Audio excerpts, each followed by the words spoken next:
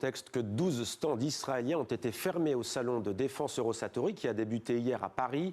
Le gouvernement français a décidé d'interdire la présentation d'armes israéliennes dites offensives. Une situation similaire s'était déjà produite il y a un an au salon du Bourget. Le gouvernement israélien dénonce, je cite, une mesure cynique, ni équitable, ni surprenante. Les précisions de Pierre Leduf.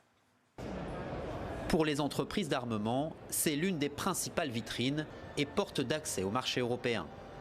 Au milieu des équipements dernier cri, une douzaine de stands sont tout simplement bâchés. Ils appartiennent à des entreprises israéliennes. La France leur interdit depuis 2 ans d'exposer des armes offensives. Pour ce PDG israélien, averti par email le lundi matin, c'est l'incompréhension de voir son emplacement camouflé par les organisateurs. En fait, on a été surpris, parce qu'il y avait ici une équipe du gouvernement français.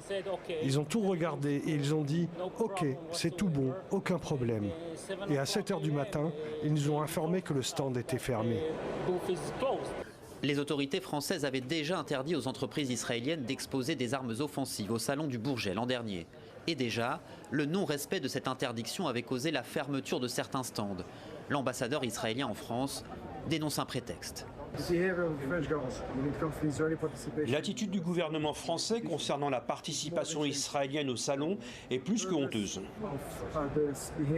En réalité, cette attitude et les restrictions imposées ne sont rien de moins qu'une guerre commerciale injuste que la France mène contre Israël.